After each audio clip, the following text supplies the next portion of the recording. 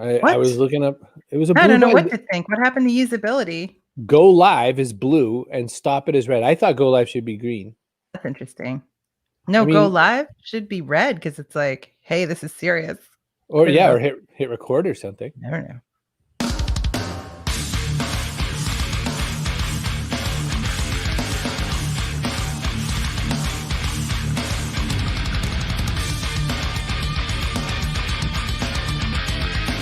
Backpack show.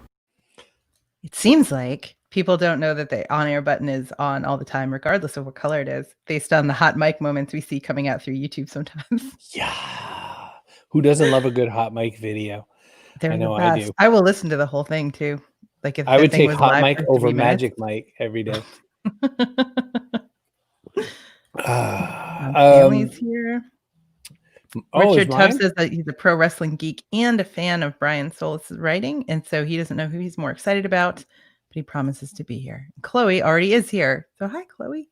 Yeah, we're just counting on the folks showing up. You know, one of the best things about doing this kind of a show is that people come and be part of it, and so we shake down your fans. We try to get a couple of people who know and love you, and a couple of your confirmed enemies, because I think it makes for a better show that way. So.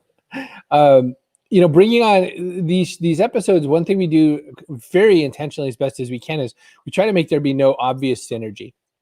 So we get a really awesome Alchemy, you know, futurist and author, and we get a wrestling professional pro athlete podcaster.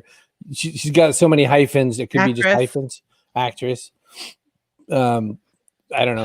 Published author. They're both published authors, actually. I'm the only one here today who is not. Right. I think she also probably runs really fast. For short bursts. When the occasion calls for it, I guess. Yeah. We're gonna start from with one Brian side of the Solis, ring to the other. Because Brian has places to be because he's a grown up. So we're gonna bring. That's what he told us. I don't know. How do you know? Fish dogs. Brian Solis, hello, buddy. How are you? You know, just busy over here being a grown up. Remember last year when your book launched and I didn't talk to you about it, so I'm a little behind. You're way behind because there's been other books. This is actually what, like your 8th or something, Brian? I'm still riding off the high from Chris Brogan's lovely introduction at Social Media Marketing World a couple of years back. And gosh, that tears in the eyes. That was so fun. That was a good one. That was a good time. In fact, that might be the last time I actually saw you in person. Probably true. I'm still wearing the same pants. It's nothing's changed. At least they're a lot smellier though, man. 2 years later. Brian, the reason it's interesting to think about life scale in some ways is the world sure changed in the last handful of months. And, you know, there's nothing better than a futurist getting to say, I told you so. So as opposed to me, Google Plus will be big. Buy my book. Work. So I think you really nailed some of this. And I don't really want to talk about life scale, but it is interesting how, and I don't mean that like I don't want to talk about that book. I want to talk about everything. What talk about? Where are we going? Where are we going? I want to talk about how you've seen the last few months, because you're a very analytical guy. You're never I'm all anecdotes all the time, and you're all like, you know, let me get deeper on this. So can you go just a hair deeper? Tell me a little bit what you're seeing. No. Just explain everything, Brian. Yeah, there we go. So we were talking earlier this week, and Brian, you were saying how the pandemic has forced certain changes that were already kind of underway, but it's also introduced things that are just new, like completely new. We're seeing completely different type of economy, different type of consumer. Yeah, if you look at, say, like the disruption that we've seen businesses experience as a pandemic, right? So like literally overnight, businesses had to shift to working from home. They had to ramp up all kinds of e-commerce capabilities. They had to digitize their customer journey. None of that should have been a shock, right? This is digital disruption about what are we, 20 years in the making? Amazon said it was born in the 90s, you know, Twitter, Facebook, all of those companies, 2006, 2007. So this has been a long time in the making. We too have been disrupted, not overnight, but also a long time in the making. Digital has rewired how we think, how we work, how we create, how we communicate, how we collaborate, and not all of it has been beneficial. Yet we haven't necessarily realized that. And Life scale was an exploration into what is actually happening inside our brains and our bodies as we live a digital lifestyle.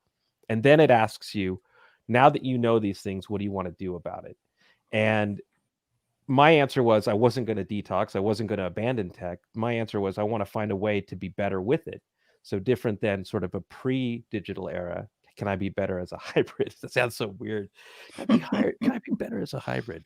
Joseph Jaffe popped by to see you, Brian. He says we put Corona TV out of business for this week. Joseph, I love him. It's Brian's fault. Brian and Taylor. We planned. Taylor and I were planning behind the scenes, and so now you look at an overnight acceleration of having to be digital first and having to live a digital lifestyle, having to now induct an entirely new series of consumers who weren't necessarily living digital lifestyles and now have to.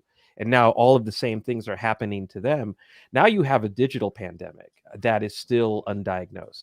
And so this is as a parent, I am 100% in focusing on all of these things right now to understand the impact that it's going to have on my children and other children, as well as just human beings alike, so that then we can make strategic decisions about how to move forward, especially now that a lot of schools are going to be virtual this semester.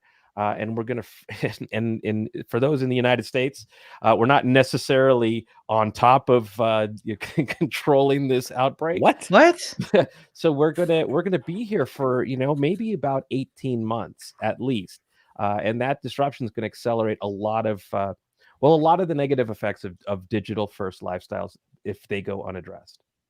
If they go unaddressed, I love your optimism. Wow. You're like, any day now, going to get this under control. They had to create a new color for the map for the South where I live. I'm in Nashville. And so they had to create bruised red for when you have so many cases. They're like, I don't, screw it. Just forget it. Even worse. Yeah. Uncontrolled spread. I'm just going to get a new. So I think we're in it for the long haul, Brian. That's what I'm saying. So, but does life scale still apply then, do you think? Because the book is about kind of disentangling yourself from the addictive properties of digital technology. Now we all are like on technology all the time because we have to be.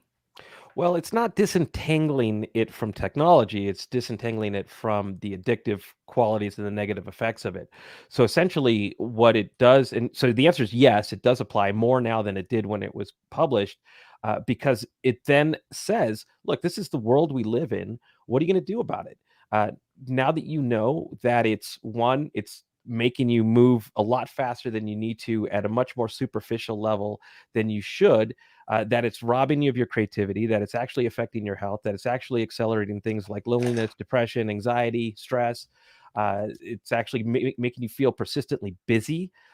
It's actually changing us, not for the better, but it can, knowing that we're going to be digital first for quite some time. And look, psychology says 66 days is all it takes for behaviors to become automatic. So we're changing and have changed already in shelter in place. So what are we going to do to be better with it moving forward? Because as an optimist, I feel like with digital, I can be much more capable when I'm in control, not letting it control me. As a realist, I feel like I have no option. Like you have to get it together and just get digital and make it work with your life, because that's what we have now. Right. Zoom fatigue is real. Yeah, you said the phrase digital pandemic, and basically I don't really need anything more for me, because that's a Brian Solis kind of phrase that's going to go shooting through the world in a way that you've done it so many times before. What when you start to get that feeling, when I get that feeling, I need sexual healing. But when I was you get just that about feeling, to go there. You should have. Worse, you should have had that on cue. Oh dear. I think it was 50 to get rich or die trying. But you get there, you get that notion, and then you start kind of digging in a little bit. Where do you start as kind of an anthropologist? Where do you start looking at that? Where do you start saying, okay, I feel like this is a thing. Now, what's that mean to us? Right. That's actually a really important point, because Tim just brought up that Nair, who's a friend of mine, wrote a book called Indistractable, which sort of approaches the same, approaches the topic, but in a different way. There's also Cal Newport, who has written a book called Digital Minimalism, which takes an extreme approach to this topic. Nir is an engineer. Nir also wrote the book on how to change people's behaviors using digital. So it's a very that's like a how-to guide. Yeah, so you pick that one up when you want to like abuse and all this knowledge that you have. Well, it could be used in good ways too, because I applied persuasive design techniques to the print book, and Carrie, you and I talked about that earlier this week, how you can use it for good to help people learn in new ways and help rewire them to be more productive, deep, creative, etc. So I approach this, as Chris said, as a digital anthropologist, and a digital anthropologist looks at how behaviors, norms, cultures, values are evolving as an effect or as a result of their use of digital. And then as an analyst, I can take those findings and figure out ways to reprogram it. So LifeScale took 2 years to figure out because I was the victim of all of this distraction and disruption. And I couldn't hit the creative flows that I used to be able to hit. And I needed to solve that.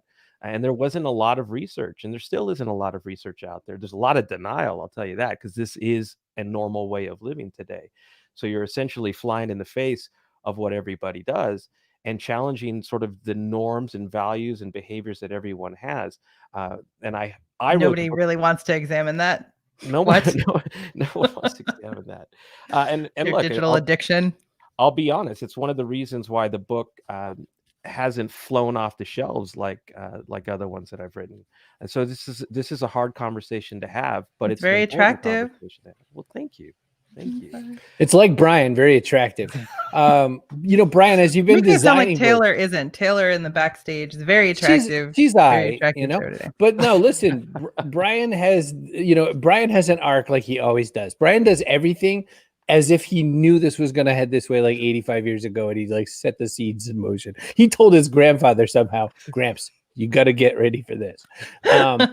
Brian's arc as a book packager, because he's no longer just an author. He's a creator. There's a deck made before there's even a book made at this point. And so WTF, we were both talking about the fact we like your WTF book and what the future. And it's just been this like amazing thing to watch. So whether or not it was an incredible, by the way, everyone who ever writes their from the heart book, it always farts onto the floor. So your life scale is just like, it's true. Everybody who writes, nice. No, listen, Brian wrote some of the world's most, shut up. Brian wrote some of the world's most influential business books in the world. He says, I'm going to write something that really means something to my heart. And then the buying public goes, because that's what they do when you get freaks shall inherit the earth is my book like that. It could have been Don't Hire Brogan Again. What's the matter with you? He's written wonderful books. He's written 8 wonderful books. Wonderful books. And that one he just said it didn't sell as well. I was with him. Well, he didn't make that noise. He did not make it. Well, not above the mic. Tim Sanders, Today We Are Rich. That's the best book he ever wrote. No one bought it. It's all about his grandmother is why. He's like, I love my grandmother, not buying this book. Right. And so I'm just saying that as a guy who makes incredible books, number one, that has to be poopy. But number two, it still fits the body of work. Whether or not people bought it the way they should have or whatever, you could still stand by it because it matched it freaking landed. Like no one said, I think there's going to be an epidemic. And when you look at life scale in a few months from now, it's going to mean something more than it did when you got it in your mailbox. Thanks, Chris. Because that's how I feel, and I hope my friends at Wiley are standing by this as well. Didn't hear Chris make that noise. Yeah, me too. He's dead to me. But yes, this is a coming digital epidemic. It's not getting any better with the likes of TikTok and more and more addictive apps that sort of guide your life, right? So think about it this way. I had a really interesting conversation with a reporter yesterday who's writing a story about the dangers of following every single challenge in life. And if you think about the challenges, they're across platform, right? And so most of us use multiple platforms, and there becomes sort of this insatiable need to matter simply by participating in them, which I call us accidental narcissists, because these devices teach us that we are at the center of everything. And we start to need that validation. We start to need that real-time emotional feedback, and that if we're not doing these things, we don't matter in these moments. And so all of this stuff is now starting to accelerate, and it's not sustainable, and it's not scalable either. We're human beings, and we're better than that. And I see a real bright future if we can just get a handle on it. And I realize this is going to be a case by case basis as people start to feel like things are off and they start looking for solutions. Brian, we have a question from Richard Tubb. The folks that need to read Life Scale are the ones who are least likely to read it. So how do you help the people around you realize they may have a tech problem? How do you stage an intervention, Brian? Oh boy, if I figured that out, it'd be a bestseller. So let's, Richard, let's work on this together and see what we can do. It's like anything in life. You can't hit it. You can't hit it directly if you want somebody to listen to it. By the way, this is the same question of how we solve politics in the United States right now too. That's going really well. So yeah, let's start there. So it's not the direct correlation of digital or tech in someone's life. It's how are you feeling? What's not going right in your life? Where do you feel like you're being held back? And you reverse each one of those things to the solution, which is why the solution to Life Scale is actually nothing about digital. It's actually about rewiring you from the inside, from here and here. And that's how I would approach all of those things. In every single one of those cases, I've gotten people to read Life Scale, and it's been life-changing for those individuals, because we're going after the things that don't feel right in their life. If they're ready. I have a 90-degree segue. Brian has thrown, I don't know how many incredible live events. He was known for it for a certain amount of time. You could never not find him with an incredible bit of wine and that sort of a thing in a picture with him. This 90-degree segue is, don't you miss the big scale live events? Or are you finding any kind of solace in this monkhood? Oh, man. So clever, Chris. I do miss. I mean, that's how we all got to see each other. I mean, that's right. If you think about it, it was like one great big digital rat pack, for so many years, and I miss that just for the splendor of being around you all, and that's how we sort of splendor. And you made that noise about his book, and he's being so lovely to you. I loved the book. Listen, my point about the book wasn't, Brian, this book sucks. I would have just said, Brian, this book sucks. I feel like anytime I like a book, it's like when I compliment someone on their hair, they're like, thanks, I was just bugged.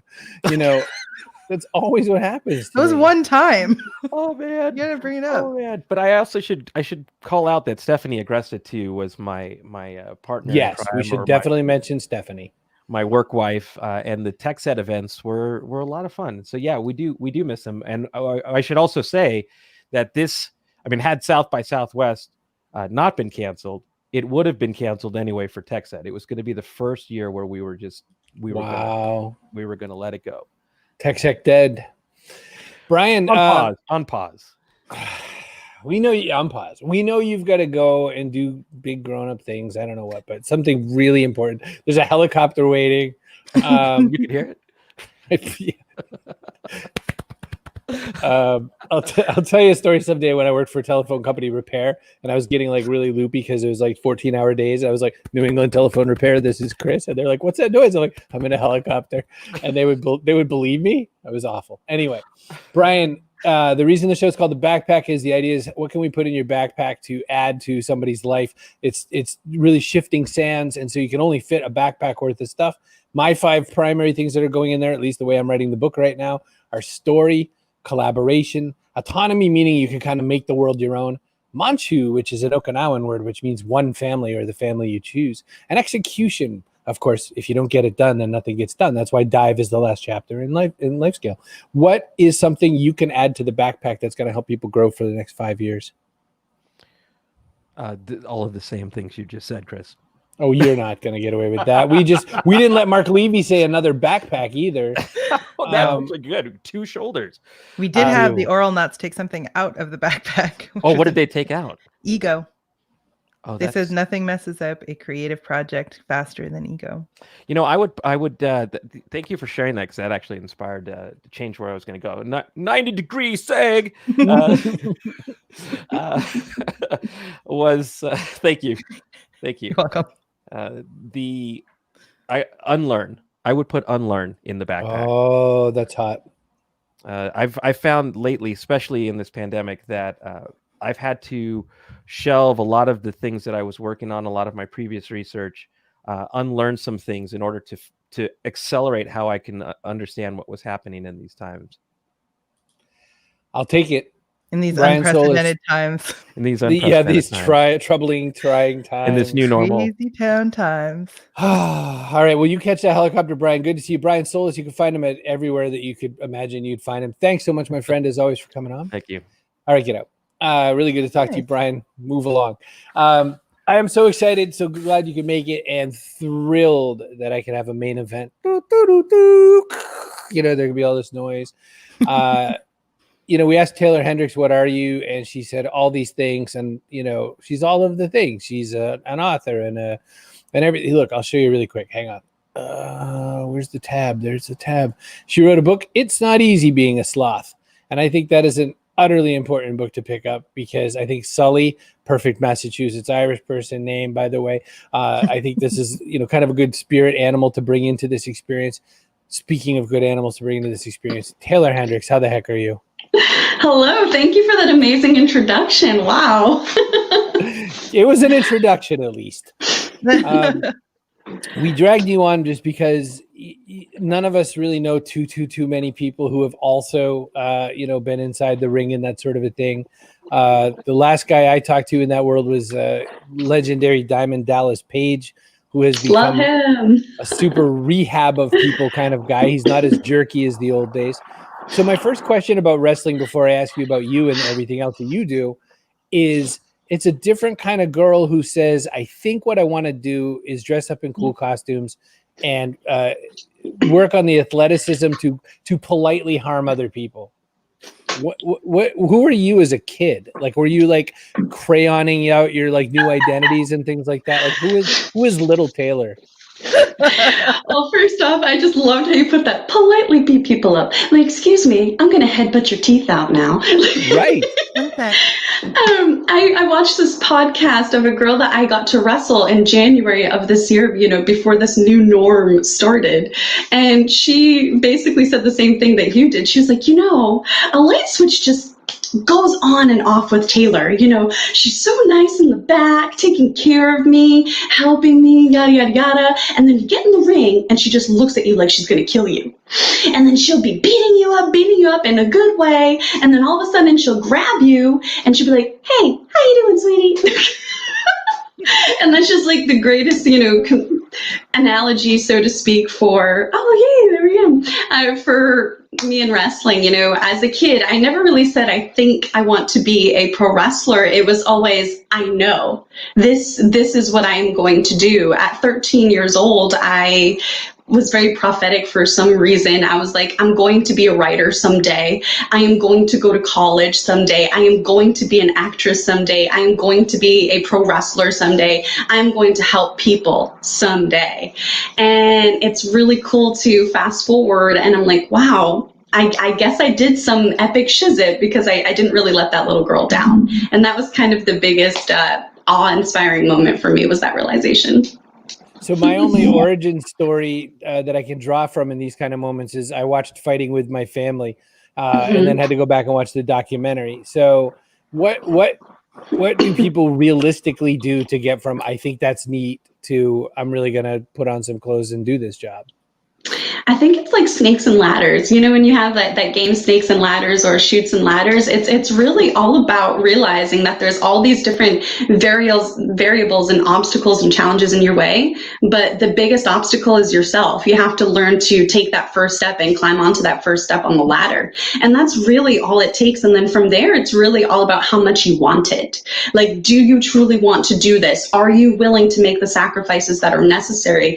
And do you have this sort of wherewithal and know how to realize that going after something like this is something most people will never understand and can't relate to, because it's not a 9-to-5. It's not like being a doctor, which has such high praise. It's not about being a lawyer, which has such high praise in the normal average person when you're growing up to be. You don't fit into those checked boxes that they tell you what success looks like. So when you want to do something like this, like what you probably saw within Fighting with My Family, I happen to love Paige very much. I get along very well with her. What you have to understand is it's okay if people don't understand your dream. It's not their dream, it's yours. But also realize that you're asking them to make sacrifices too, because you're going to be a terrible family member. You're going to miss the birthdays, the Christmases, the weddings. Realistically, you're probably not going to be, the best man or the bridesmaid. You're going to be gone all the time. You're going to have injuries that people are like, why do you do this? You're not going to get the pay at first that seems worth it to put your body and your mind and your spirit through. But if it's your dream, you got to take that first step and do it. You have to find people that have been successful and train from them, not just the average Joe that will charge you $3,000 for training. There's a lot that goes into it that a lot of people don't realize, but you kind of get a glimpse of in Fighting with My Family. So half of my questions, by the way, steal from things I saw and thought about there. Oddly, and I've never said this in the history of film, I thought Vince Vaughn did a good job of kind of like summing up a lot of the thoughts people might have about it, what the harder parts of it. Not everyone's Dwayne Johnson, right? But what's interesting, and I have a follow-up question about that, but what's interesting is that he says, a lot of people go through a lot of experiences kind of sacrificing their body along the way just so they can keep getting their ring time and all that. How accurate is that to your experience? Or what's it like for your experience? What do you have to surrender in the ring, so to speak?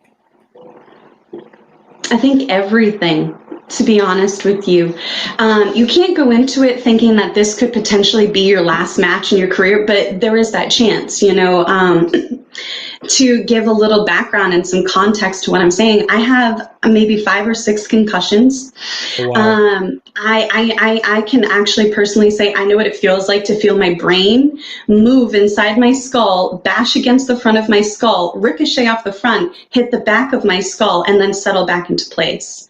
In that same move that did that to me, I was paralyzed from the waist down for several seconds. I saw bright flashes of color, and then it was just black. And then the person did that same thing to me again, and the same exact thing happened. I felt my brain bash against the front of my skull because that was where the momentum of the move was going. And then I felt it ricochet, hit the back. I saw the flashes of color, black, couldn't move. The things that go through your mind that you don't realize are going through your mind because you're kind of deaf, dumb, and stupid at that point in time because you can't move. You're in shock. You don't know what's going on. You're not aware. Things like that happen more than people realize. And that's why I think the average lifespan of a pro athlete is so short. There's great opportunity to potentially make so much money that people only dream of. However, your window of opportunity to do that is so short in comparison to a 50-year career in other industries where you have time. And with people living longer lives these days, you need to make more money to supplement that, and the pro athlete, it's not always there. When you have concussions, multiple, you're more likely to have dementia or Alzheimer's later on in life. There's so much science going into the study of the brain now that wasn't around 15 years ago. I had my ankle fractured in a match. I've had both of my shoulders dislocate. In the same match? That sounds like a lot, Taylor. Oh, it happens all the time. One of my most gruesome and gnarly injuries happened pretty early in my career. I was about 3 years in, and my kneecap, my actual part of the knee, literally floated to the back of my leg, and I was stuck. I couldn't move until it popped back. It was so gruesome and gross. But, if you were a fan in the audience, you had no idea that was going on. People just thought, oh, I messed up something or, oh, she's selling. But it's like, no, that was real, guys, because my leg was stuck because my kneecap was in a completely different part of my body. Yeah, a lot of people, like Chloe's saying, there's a misconception about wrestling being fake. And like we were talking about a little bit before we went live, the storyline might be fake, like Chloe's saying, but there are plenty of real wrestling happening there, plenty of real injuries going on. Oh yeah, if I give you a big chop, you're gonna hear that throughout the arena, and that wrestler felt it. That's real. The only thing that's not necessarily, I think the stigma is, oh, it's pre-planned in the back a lot of the times and blah, blah, blah. But so are television shows, like I mentioned earlier, Agents of S.H.I.E.L.D. That's pre-planned. Somebody wrote those scripts and these actors had to portray these characters that are from comic books, So it's the same thing in wrestling. They're portraying a character. They're going through a scene like a movie. And yeah, it's a lot of it's pre-planned, but some stars that have had training.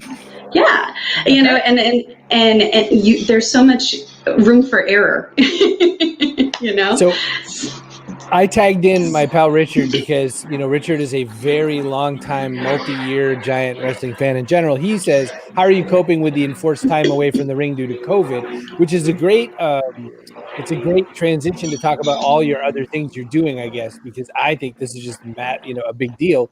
But he says, I've heard some wrestlers say that they enjoy the time to heal. Others say they miss the bumps. What's the Taeler Hendrix vote on this?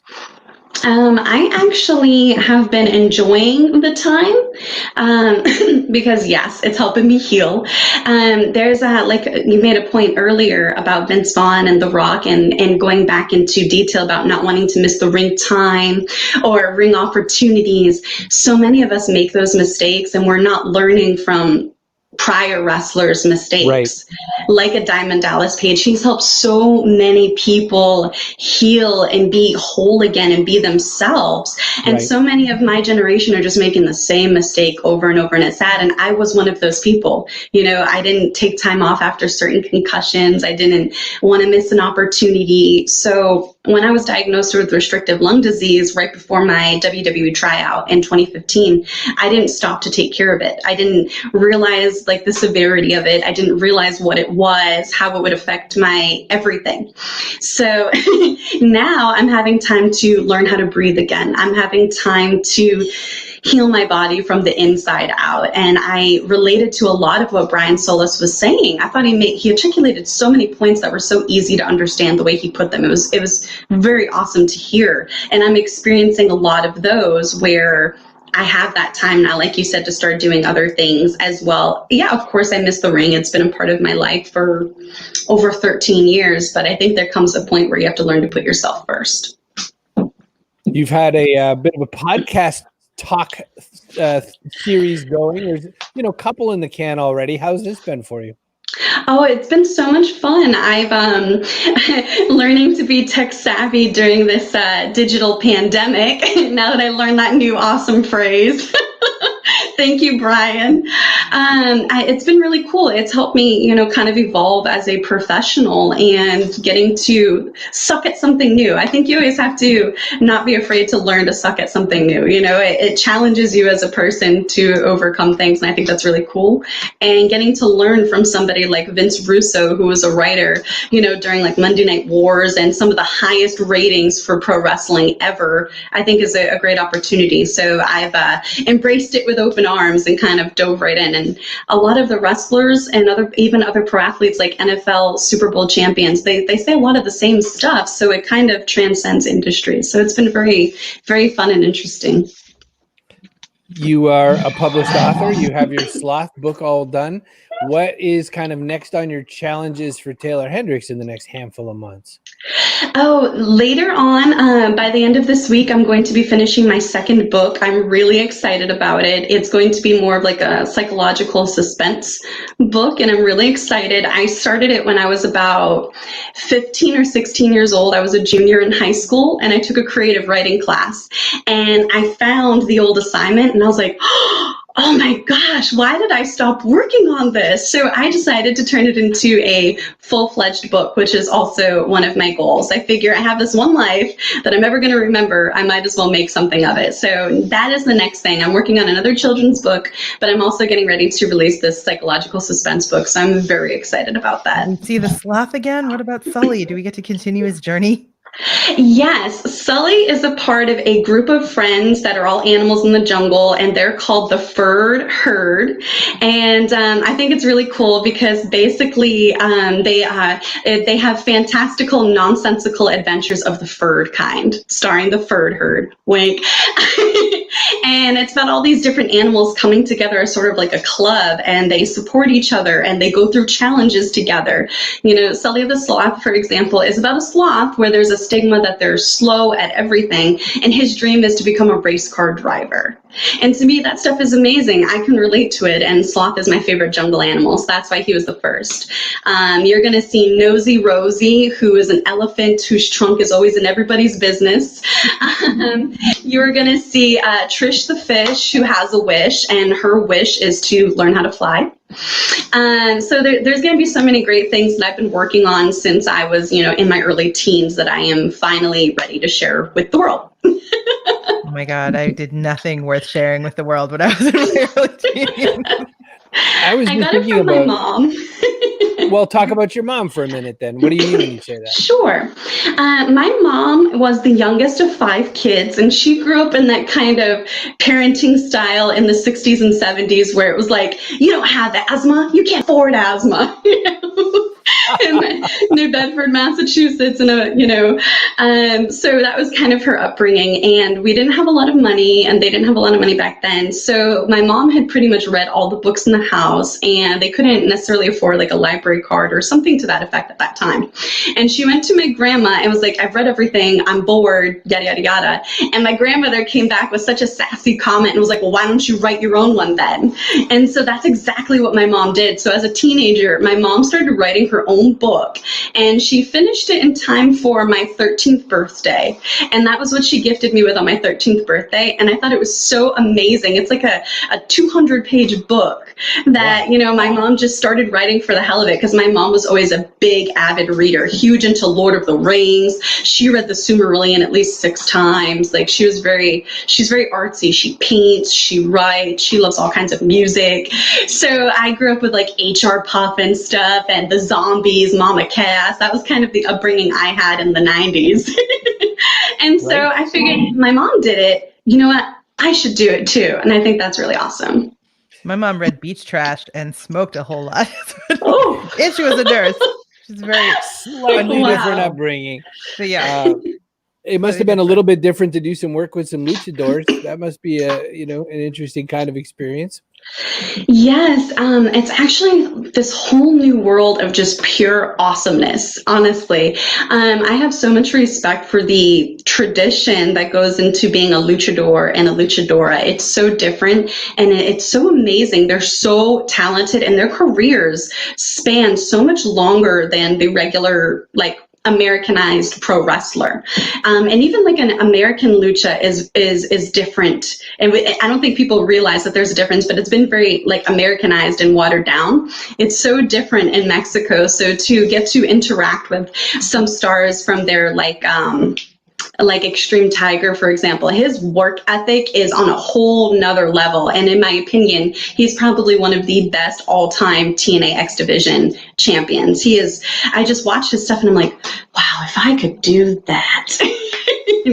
And Lady Shani, who is a big star in AAA in Mexico, she is so talented. When I watch her feuds with Fabi Apache in AAA, I'm just in awe of the talent and the real grit it took for them to get at such a level, because you don't just get stuff in that sort of tradition. You have to earn every inch of that ring, literally, and you're put through like so much hell, and they come out of it just amazing superstars. So I just hold them in very high esteem.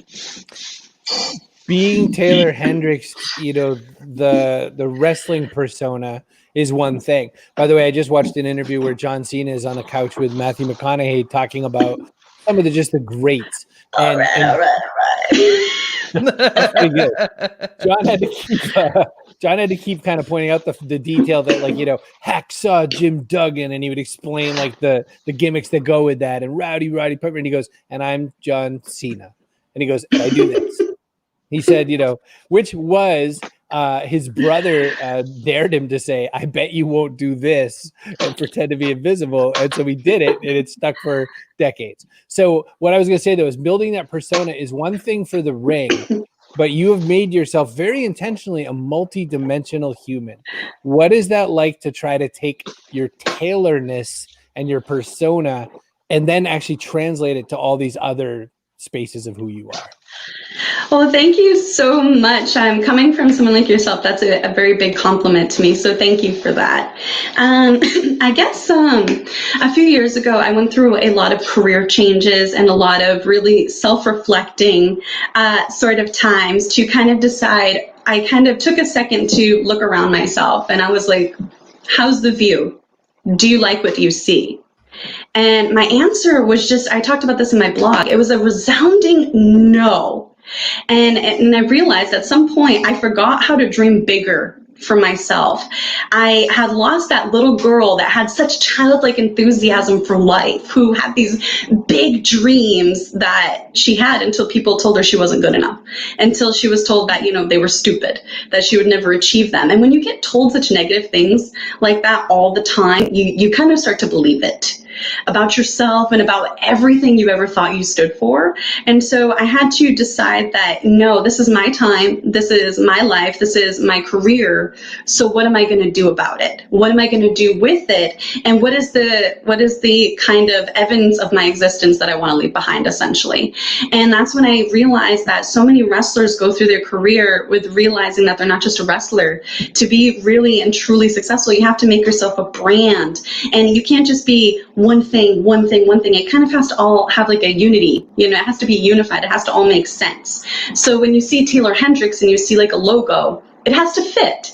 Whether it's a children's book, whether it's a horror book, whether it's a horror movie, whether it's a photo shoot, it has to kind of all come together and make sense in a cohesive way. And that's what I really started to do. And I wanted to kind of put myself into all of that. And that really started a couple of years ago to now, where I can finally feel the fruits of that, all that labor and frustration and time and energy. And it feels really amazing. Taeler, we have to back up a little because Steve Garfield is insisting on hearing about your mom's book and whether it was good. And when he first posted, he said, "How was mom's book good?" I thought he was talking to me. I'm like, no, my mom never once read a good book. Like beach trash, like I said. But he meant your mom's book. I loved my mom's book so much. It took me a very long time to read. I'm a very slow reader, guys. I know, and I love to read, so that's crazy. My mom is so fast at reading. 400-page book in like an hour and a half. I'm like, what? Anyway, my mom's book, I love it. It's fantasy, there's magic, there's people riding horses going into wars, and you have different like little countries that have kings and queens that are feuding, and you have magical forces, unseen variables. It's really cool. And I'm like, wow, my mom wrote this? And she gave me permission to kind of rewrite it and put my own spin on it. So that is definitely on my goals list. And I'm like super honored that she was like, yeah, go for it, girl. You got this. That's a biggie. I just told Brian he has to come back. Yeah, because he's hiding out in our comments section like some kind of weirdo. You should get back on the screen. That's it. You didn't want to miss you, Taeler. All right. I have a business question still. It is a tricky thing for you, I would imagine, to have to manage kind of the wrestling has a lot of hypersexuality around the women's section, right? Yeah. You are looking to be taken very seriously as a professional athlete. It doesn't hurt, attraction doesn't hurt anybody in life, right? But it doesn't help. Shut up. It doesn't. And what I'm trying to point at is the fact that you also, I would presume, are already thinking about what it means to be a role model to other girls who are thinking about doing this sport. When I say girls, like 13-year-olds watching this thing. What has it been like for you to manage that, to manage the occasional overeager fan and all that? What's it mean to try to be, I'm a real serious woman here. Oh, by the way. Okay, I'm going to speak from experience, and I'm not a person that has any problem with sharing their failures, because to me, it's never really a mistake. If I learn from it, it becomes a life lesson, and I feel like it's adversity that really shows, like, how you overcome adversity really shows who you truly are as a person. So I'm very big on adversity and learning how to overcome your circumstances. And for me, this is a topic that's all about circumstances. I never looked at myself as pretty or beautiful. And I know that's funny to say, but it's the truth. I grew up as a very, very much a tomboy. I played sports. I read books. I was really into like metal music and punk and the 70s music and stuff. I wasn't considered pretty. You know, I didn't have a lot of boyfriends. I just played sports. I wasn't allowed to wear makeup. So when I got into wrestling, I had no idea about fake eyelashes, hair extensions, how to do makeup, nothing. So I literally grew up in the public eye, so to speak, of pro wrestling. Every awkward age since I was a fresh 17-year-old, the public of wrestling got to see and judge me for and make fun of me for. I didn't wear red lipstick for like 5 years because someone told me I had a horse face and I looked like the Joker when I smiled. And then I had a bad gum to tooth ratio and they compared it to Gina Davis. And at the time I was like, wow, you know, Gina Davis is amazing. I love her in A League of Their Own and in Grey's Anatomy. Like, what? I've been called fat. What kind of road food are you eating? I'm just a big blank, like a lot of very bad expletives. I'm just a fake blah, blah, blah with fake this that can't wrestle. And it's like, first off, the fakest thing on me are my eyelashes or my hair extensions. I've never had any sort of surgery, plastic or otherwise. I've really tried to learn the self-love that it takes to just be a good human being, you know, and that was very hard to do in such a social media world and in such a judgmental industry that's on TV, you know. Taeler, you're a cancer survivor. So how does that all weave itself into the narrative when you're in the public eye so much? I think like there's like a misconception. I was misdiagnosed with cancer, and the way it told to me on the phone, like a secretary talked to me, which I think is also bad. You should probably have like the doctor talk to you. She made it sound as if I was going to die. And she couldn't really answer any questions at that time. So I was at work. I was working for the YMCA, and I was in the after school program at that time. So we had kids ages 5 to 6th grade. And I had to finish the workday after that phone call. My coworker let me take the phone call. Normally we wouldn't do that, but I knew it was the hospital or office, whatever you want to call it. And so I didn't tell my mom, I didn't tell my sister, I didn't tell anyone in my family, nothing for months. I suffered with that in silence, alone, going through my day-to-day as if nothing was wrong, because I didn't, you know, when you're so young, you don't know how to tell like your loved ones, like, hey, there's a good possibility I'm going to die and I love you. Like, what do you do in that sort of situation? And so I kind of suffered alone in silence for months. And then I finally decided to get a second opinion, and I found out that I was misdiagnosed. Oh my God. But when I was on television with TNA, I had found out that my results had changed at that point, and I was level 2, borderline level 3. And I had put too much stress on my body. I was 5'7" at the time, and I weighed 107 pounds, which is like, you know, I had like a 13% or less body fat. It was basically another female wrestler equated it to a lollipop body, is what she had said to me. And that's when I really looked at myself in the mirror. I was like, oh, wow, like I have an 8-pack of abs, but I look like I've been starving for 5 years. Like, this isn't sexy. This doesn't look good. Like, you have a problem. I weighed my food, and like I had like an eating disorder where I would binge and like all this other stuff. So I had to learn to overcome that. So then when I put on weight, because that was a suggestion from the doctor to put less stress on my body, was to get more fat and stuff, I didn't think that more weight meant more muscle.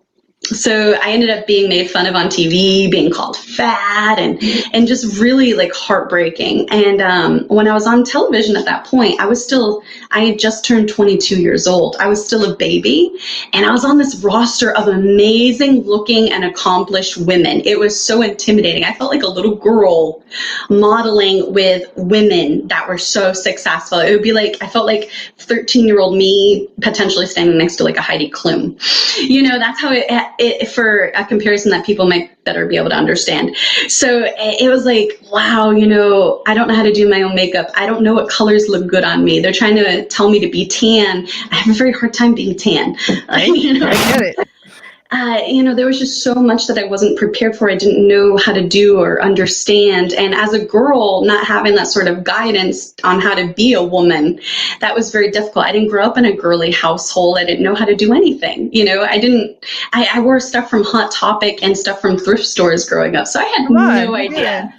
So, we grew up in New England. I feel like that was not unusual. Most of my wardrobe was from Savers, guys, so, we didn't, so take that little girl and then put her into this high profile pro wrestling industry on Spike TV, on USA Network, on Sci-Fi, on Destination America, those were channels I got onto, and it's like, I don't know if I was ready for those opportunities. So fast forward, when I'm starting to figure out my body type, my skin, makeup, what looks good, what doesn't, what lighting even means, what poses, what vowel sounds to make with your mouth for a photo, like all this crazy stuff that nobody ever prepares you for or teaches you. Like, it sounds so silly. And then I didn't realize that when I finally figured those things out, people looked at me a different way. I had no idea. When I got into wrestling, it was because I wanted to be a wrestler. I didn't look at myself as being, a hot piece. I never looked at myself as pretty or beautiful. And then one day I had this match in a tournament in North Carolina. And I swear, everybody, this sounds long-winded, but it'll all make sense, I promise. This girl who is a veteran, she's now a TNA knockout on TV. She came to the person that ran the show, who I was really good friends with. It was another woman. And she said, wow, Taeler Hendrix really proved today that she's not just a pretty face. And I guess the reason why she had said that was she was having a really rough day. Her kids, I think, were sick at home, and one of them was with her in the locker room, something to that effect. So her performance wasn't great that day, and I took care of her in the ring. I was calling to her all the spots while we're in the ring, doing it, all this other stuff, and I was keeping people calm because it was a tag match in a tournament. And I was like, wait, what? First off, awesome. Her good opinion meant a lot to me. But second, I was like, wait, people look at me as just a pretty face? What? Right. I was going to say, you're like, hey, hot dog. Awesome. And pretty. Yeah. That's what I would have left with. And I was like, oh, wow. I never realized that the way I designed my gear to try to look like a superhero or a supervillain and to work with my body gave people a stigma about me before they even met me, or based on just how I looked, and like they never stopped to think, oh, wow, she is a black belt in Taekwondo, or, oh, she's a writer. Oh, she helped other people with their wrestling gear, and she wrote people's promos and stuff. Like, people don't ask those questions. They just automatically looked at me and just made assumptions. And now going forward, I had to, for example, adjust what my gear looked like to be more PG, which is also a business move for sponsorships and for opportunities. It's a little bit different as wrestling. Yeah, how far can you actually go? even PG-13 is a little dicey for certain, sponsorships and opportunities. And a lot of wrestlers aren't taught those things. We're not taught in wrestling school business 101. We're not. So this took all trial and error for me to learn and understand. So now when I wrestle, my gear has similar aspects, but it's different because even PG-13 can hurt you. Whereas in Hollywood, it's very interesting. You can play a stripper in a movie, for example, and still be a representative for Coca-Cola. Mm-hmm. So it's very different. Doritos will still, potentially sponsor a movie, but in the wrestling world, it's very different. If you're PG-13, those companies might not want anything to do with you, and therefore those wrestling companies might not want anything to do with you. And that stuff really isn't taught. And I'm very that's another book you can write then. Right. Maybe. I'm thinking about it. So yeah, it was very, to answer your question, it was very interesting to kind of walk that line and understand going forward what I had to do in my everyday look, as well as in wrestling, and how to conduct myself and stuff. And people will label you difficult to deal with, but I've learned recently from mentors that really just means you're difficult to F over. And I like the way that sounds a lot better. And I think self-love plays a lot into that, and knowing what your self-worth is, not based on the opinions of others, but based off of, can you look in the mirror? And I think those are very important things that in a social media world are not stressed to children at all. Oh, no. Truly. No. They've got to uncouple their feelings about themselves from what other people say and observe about them on social media, just like you had to do. But for you, it was a lot more painful because you were kind of tossed into the ring, if you will. Oh, another question. Which fighting females should we be keeping an eye out for that you think are due for a big break? Ooh, okay. Liv Morgan in the WWE. I wrote an article on her for Fightful.com. I'm doing that too, by the way. I think she is immensely and amazingly talented. Before Paul Heyman left the WWE recently, he was making some great vignettes for her prior to the Lana's wedding to Bobby Lashley storyline. I think she is immensely talented. She is going to be someone to watch out for.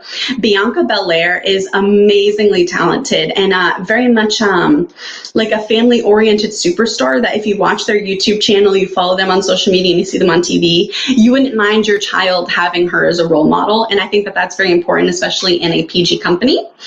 And with the way the world is going forward, which I agreed with a lot of what Brian Solis was saying earlier.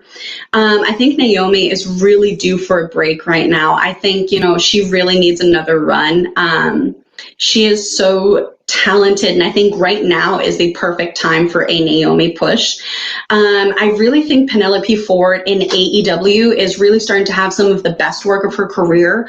Her match at Fyter Fest against Shida was, I think, by far and away one of the best matches I've ever seen out of Penelope Ford. Let me see. I think Lady Shani is really overdue as far as, an American tour. I think that she would be somebody that would just explode in America, and I really want to see that happen. A girl in the Philippines that I wrestled in January that I briefly mentioned, her name is Nina. I think she is going to be a future star in the next 5 years to watch out for. There's just so much passion in there and so much natural instinct for wrestling that I really think going forward is going to be really in her benefit.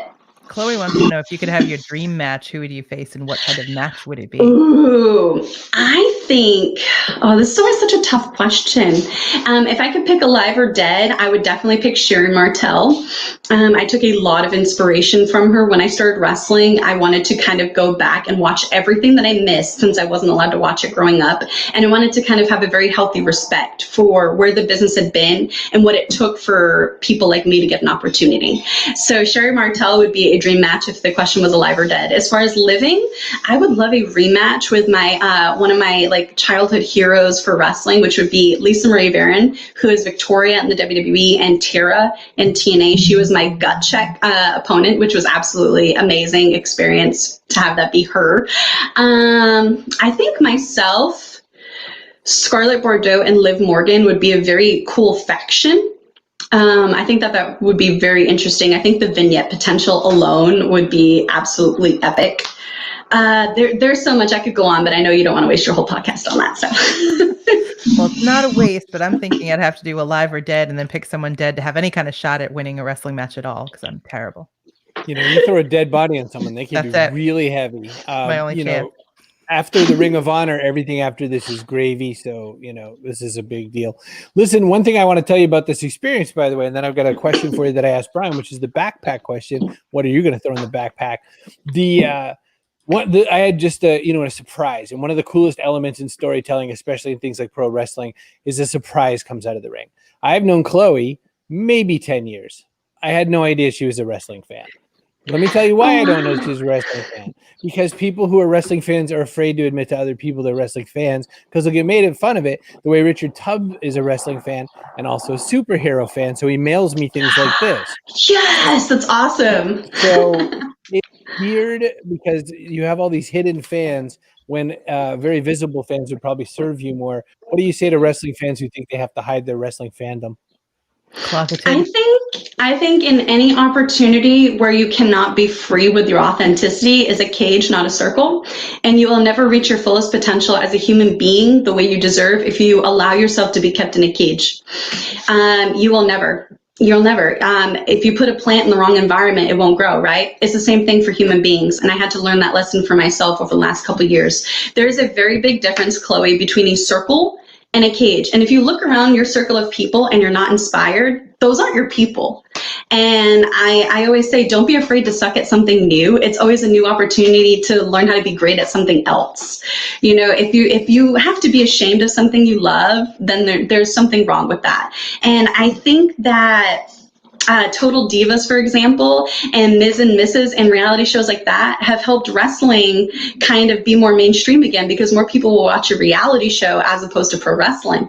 But it kind of made it cool again for people to be like, yeah, I'm a fan of pro wrestling. And I think that is what people should focus on. Focus on what you love. Don't focus on anybody else's opinions. I'm not sure if that's Chloe's experience or not. I'm not judging. I'm just saying, and generally speaking, you know, love what you love, promote what you love, and don't worry about people hating on it. The wrestling industry's fans are so diehard that they'll hate on other wrestling fans anyway, just based on what product they like or wrestler they like. So, I mean, just do you, be you, love it. It's like different flavors of ice cream. I'm not going to hate you if you like mint chocolate chip, whereas I like vanilla with rainbow jimmies. That's simple as that. And they're Jimmy's because we're all from Yes. New England That's right, because we're all Jimmy's. mathful. That's so funny. I didn't even catch that, Carrie, because that's the right word. That's what I heard. Well, I've had people from New York laugh at me. Yeah. Oh, that's okay. I was in Germany and I asked them for Jimmy's, and it took me like a whole 10 minutes to translate that I meant sprinkles. Once from Massachusetts, always from Massachusetts, but I have a lot of love for Nashville. It's one of my favorite places. You're awesome, Chloe. Thank you so much. You're in Yay. Scotland. You have a fan in Scotland. Oh, Yeah, you I am Scottish. So I'm Portuguese, I'm French, I'm English, I'm Irish, but I'm so Scottish. Like, it's crazy. I am obsessed with Portuguese. Scotland. New Bedford, like 86% Portuguese people. Yes, I love cooking Portuguese food, guys. Oh my gosh. We'll have to, obrigado. We'll have to talk about that a little more. Listen, we got to get out of here. So what goes in the backpack for you, Taeler Hendrix? What do people need to make their next 5 years better? Is it only 5 items, or can I just choose whatever I want willy-nilly? You get one thing to throw in. There's only room for one. Oh, wait, I thought Brian picked several. He picked unlearn. Well, he picked, that's Brian, and we let him cheat because he's Salesforce's global innovation evangelist. You also said no to several of his, so. Okay, well, feel free. I will throw out some options, and then I'll let you guys decide what should fit in the bag. I think self-love should definitely be in the bag, because it's not something that, in my experience, I was a preschool teacher, and for a while I was wrestling, I know I told you I'm a Jill of all trades. And I taught children public speaking for 5th and 6th graders, because I felt like it would be such a big confidence booster for them to go out into the world someday. But for me, self-love, it's not taught, and all children are dreamers until they're taught not to. So if you are a parent, pay attention to who is around your kid, especially if you are a person that has to grind yourself into the dirt just to make ends meet, because that means somebody else is around your child more than you are. And that's not a guilt thing. That's a reality. I was around some people's children up to 12 hours a day as like a 20-year-old and a 22-year-old. So I'm speaking from experience, not from judgment.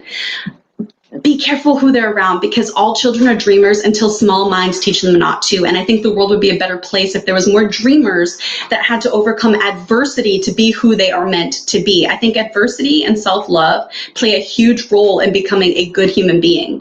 I think adversity is about optimism, and it's about optimists and pessimists, basically. And I think they both play a role. The optimist, for example, I heard this quote: the optimist dreamed and built the airplane. The pessimist built the parachutes and the life preservers. Okay, I think they both play a role in the world and in dreams. So self-love and adversity, I think, are things that should go in the backpack. And I also think guts and gumption, because you have to have guts to have self-love, and you have to have guts to take that first step to go after your dreams. But then you need the gumption to follow it through. You have to dare to be revolutionary. So self-love is a vote for myself.